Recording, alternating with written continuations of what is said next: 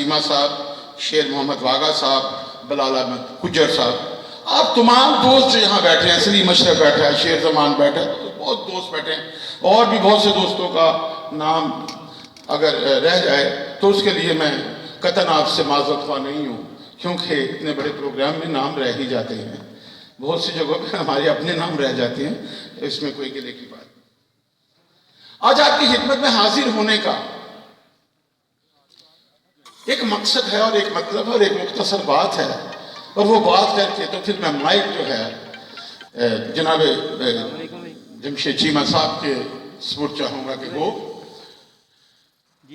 ये दोस्तों जमहूरियत होती क्या है। पाकिस्तान में हर शख्स हर लीडर की तरह हमें जमहूरियत हमने बचा दी, हमने जमहूरियत बचा दी। जमहूरियत होती क्या है भाई जिसे आप बचा रहे? तो आज मेरे अल्फाज आप लिख लें, अपने जहनों पे नक्श कर लें। जमहूरियत journal will of the people को कहते हैं, जमहूरियत मनचाहे अमूमी को कहते हैं, जमहूरियत अवाम की ख्वाहिश को कहते हैं। अवामी ख्वाहिश का नाम है जमहूरियत। तो क्या मौलाना फजलुर रहमान पाकिस्तानी अवाम की ख्वाहिशात को बचाना चाहता है? क्या मियां नवाज शरीफ पाकिस्तान की अवाम के ख्वाहिशात को महफूज करना चाहता है? क्या आसिफ अली जरदारी साहब पाकिस्तान की अवाम को ख्वाहिशात के मुताबिक काम कर रहे हैं? ऐसा नहीं है। आपने गुज़श्ता 70 सालों में वक्तन फवक्तन इस मुल्क के इक़्तिदार पर काबिज होने वालों ने, वो वज़ीर आज़म मुंतखब थे या गैर मुंतखब जर्नैल थे, उन्होंने इस पाकिस्तान को लावल्द का खजाना समझ के लूटा है। आपने हमें भूख दी है, आपने हमें गुर्बत दी है, आपने हमें जहालत दी है, आपने हमें फिरकावारियत दी है, आपने हमें बेरोजगारी दी है, आपने हमें अपने छोटे छोटे बच्चों की मासूम ख्वाहिशात पूरी ना होने के नतीजे में उनकी आंखों से टपकते हुए आंसू दिए हैं। आपने हमें हमारी बूढ़ी माओ को बगैर इलाज के मरते हुए देखने पर मजबूर किया है। आपने इस मुल्क में दहशतगर्दी को फरोग दिया है। आपने हमें कचरे लाशें उठाने पर मजबूर किया है। आपने फिरकावारियत फैलाई है, आपने दहशतगर्दी फैलाई है, आपने इस मुल्क की आवाम के बच्चों के रगों में नफरत का जहर उड़ेला है। आप जालिम हो, आप कातिल हो, आप बेरहम मुजरिम हो इस कौम के। और आज मैं आपको ये नौजवान, अभी मैं सुन रहा था कोई बच्चा कह रहा था कि शायद सेक्रेटरी साहब के पानी नहीं है, गैस नहीं है, तालीम नहीं है, बिजली नहीं है। क्यों दें वो आपको? क्यों दें? अफलातून ने एक अच्छी बात कही, और क्या अच्छी बात कही?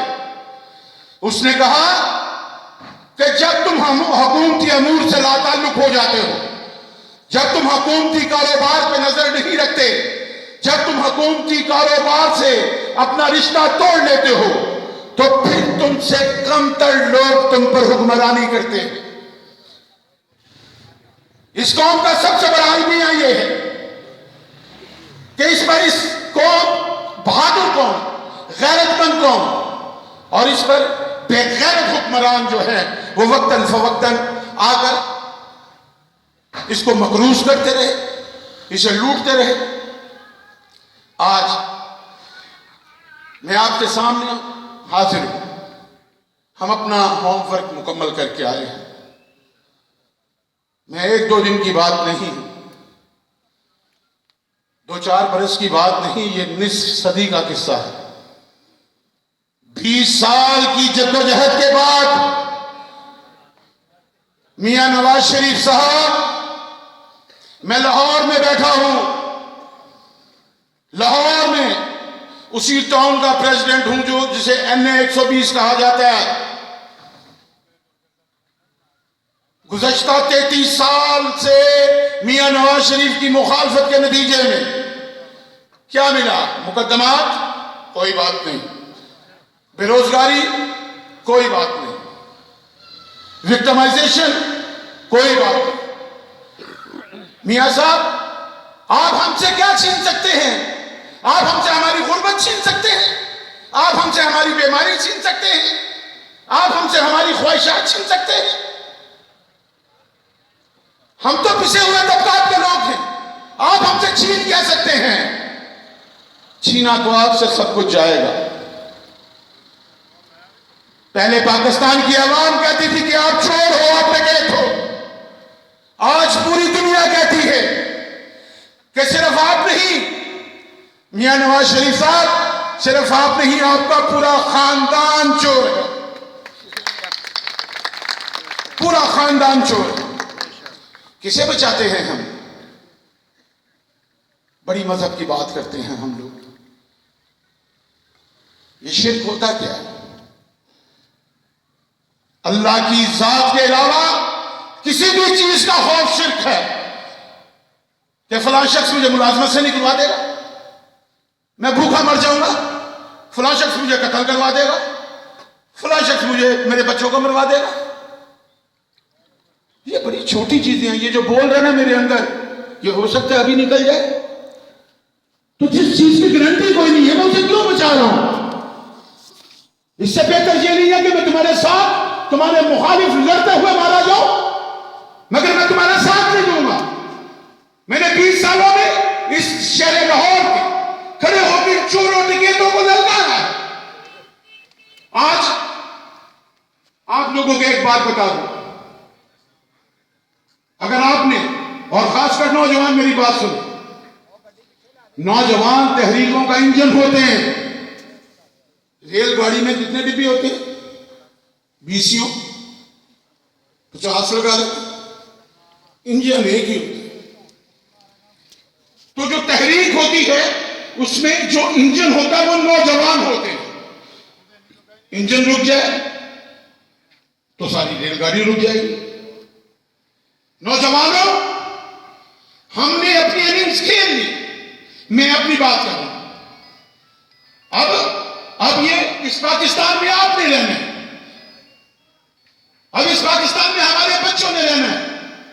और याद रखिए, अगर आपने इन हुक्मरानों से निजात हासिल ना की, अगर आपने इन मुआशी ताकतों को ना रोका, तो समझ लें कि हम घरों में बेटे और बेटियां नहीं, गुलाम और लौंडियां पैदा कर रहे हैं।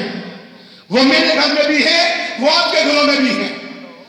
हमें एक जिंदा और गैरतमंद कौम बनकर या तो जिंदा रहना है या फिर जिंदा नहीं रहना। पाकिस्तान उस टर्निंग पॉइंट पर है जहां पर फैसला होने जा रहा है। इस फैसले में आपकी हिम्मत चाहिए, आपकी जुर्रत चाहिए, आपका साथ चाहिए, आपकी मोहब्बत चाहिए, आपके वसाइल चाहिए, आपका वक्त चाहिए। और ये वक्त एक बेहतर पाकिस्तान के लिए होगा। याद रखिए, जिस तब्दीली में आपकी जद्दोजहद शामिल ना हो, वो तब्दीली हमेशा आपके खिलाफ आएगी। अंडे के अंदर 2 तरह की तब्दीली आती है। अंडे में से चूजा पैदा हो जाना, ये भी एक तब्दीली है। और अंडे का गंदा हो जाना, ये भी एक तब्दीली है। तो तब्दीली मुस्बत मायनों में उस वक्त होती है जब उसका फायदा आम आदमी को मिले। तो अजीज़ान ईमान, आप तमाम दोस्तों, तमाम बुजुर्गों, तमाम साथियों, तमाम मुअज़्ज़िज़ीन का, तमाम नौजवान जो यहां मौजूद हैं, मियां नवाज शरीफ की अकल, मियां बरादरान की अकल के हवाले से एक छोटी सी बात करके आपसे इजाजत चाहूंगा। इस्लाम की 1400 साल तारीख में, इस्लाम की 1400 साल तारीख में दुनिया के किसी खित्ते से, अफ्रीका से, अमेरिका से, जनूबी अमेरिका से, एशिया से, यूरोप से, दुनिया के किसी खित्ते से जब कोई मुसलमान ज़ियारत बैतुल्लाह के लिए जाता है तो उसके सर पे बाल होते, और जब वापिस आता तो गंजा होता है। ये इस्लाम की 1400 साल तारीख के पहले दो बेवकूफ हैं जो पाकिस्तान से गंजे गए और वहां से बाल लगवा के आ गए। यानी कि मजहब से ज्यादा मालूमात इंसान को किसी शय के बारे में नहीं होती, जिनकी मजहबी मालूमात इतनी नाकस है। और मुझे यह बताइए, आप सब लोग ज्योग्राफी चैनल देखते होंगे, कभी आपने गंजे शेर भी देखे? गंजे शेरों की यह जोड़ी सिर्फ पंजाब में पाई जाती है। और आखिरी बात, मियां साहब, ये राना अरशद वगैरह को, बर्जीस वगैरह को मैं इसलिए डिस्कस नहीं कर रहा। ये राना अरशद तो स्टेशन पे टैक्स लिया करता था वैगनों से, मैं इसे उस जमाने से जानता हूं जब ये पॉलिटेक्निकल कॉलेज होता था। तो अब बर्जीस साहब का मैं आपको क्या बताऊं कि उनका जो काम है, उनके जो तरीका वारदात हैं, वो इतने गैर शरई है कि बताते हुए शर्म आती है। तो वो दरबार तक रसाई के लिए कुछ भी पेश कर देते हैं। तो गुजारिश करने लगा हूं, मेरे नाना अब्बू कहा करते थे कि बेटा घर में कब्र नहीं बनाते, घर में कब्र नहीं बनाते। जब कोई बुजुर्ग फौत हो जाए तो उसे घर में दफन नहीं करते, कब्रिस्तान में दफन करते हैं। क्यों बेटा? इस तरह फिर ये होता है कि जब दादा मरता है तो जब हम दादा को घर दफन कर लेते हैं, तो फिर जब दादी फौत होती है तो उसकी ख्वाहिश होती है मैं भी साथ ही दफन हो जाऊं। फिर जब बड़ा बेटा मरता है वो कहता है मैंने अब आपके पैरों में दफन होना है। जब उससे छोटा मरता तो उसके माँ, जब बहन मरती है वो कहती मैंने अपने भाइयों के पास दफन होता। और फिर देखते देखते घर जो है वो एक छोटा सा कब्रिस्तान बन जाता है। मियां साहब, आपने जुल्म की कमाई से बनाए हुए जाती उम्रा के महल में मियां शरीफ को दफन किया, उसके साथ खाला जी की कब्र बनी, उसके साथ अब्बास शरीफ की कब्र बनी, और अब शहबाज शरीफ की कब्र की खुदाई शुरू है। जो लोग लाहौर में जाते हैं वो मेरी बात गौर से सुन लें और अब चाहे तो देख के भी आए। एक वक्त आएगा कि जब लाहौर में 2 कब्रिस्तान होंगे। अभी एक कब्रिस्तान है, अभी एक कब्रिस्तान है और उसका क्या नाम है? मियानी साहब। तो 30 साल बाद लाहौर में 2 कब्रिस्तान होंगे, एक मियानी साहब का और दूसरा मियां साहब का। क्योंकि जुल्म की कमाई से बने हुए मोहल्लात का यही हाल होता है। कहां है शद्दाद का महल, कहां है फिरौन का महल, कहां है नमरूद का महल, कहां है कारून की दौलत। तो अजीज अनेमन, आप तमाम दोस्तों और भाइयों से इजाजत चाहता हूं। फैज अहमद फैज ने कहा था कि रब्बा सच्चिया तू ते आखिया सी, रब्बा सच्चिया तू ते आखिया सी, जाओ बंदिया जग दा शान तू, साडियां नेमतां तेरियां दौलतां ने, साडा नायब ते आली जां है तू। ऐसे लारे दे टोल का तो पूछे ही कि ऐस जमाने दे बीतियां ने, कदी सार भी लई रब साइयां तेरे शान जग की कीतियां ने। किते तोश पुलिस सरकार दी है, किते तांदली माल पटवार दी है, ते अंज हड्डा विच कल्पे जान मेरी जिमें फाई विच कूंज कुड़ लांदी है। चंगा शाह नहीं रब साइयां पोले खांदिया वार डांदी है। मनु शाही नहीं चाहिए रब साइयां, मैं ते इज्जत का टुकर मंगना वा, मनु तांग नहीं महला मारी दी, मैं ते जीवन दी नुकड़ लगना वा। मेरी तू मन्ने तेरी मैं मन्ना, तेरी सौ एक भी गल मोरा, जे गल नहीं पुछदी रब साइयां मैं जावां ते रब कोई होड़ लोड़ा। बहुत शुक्रिया।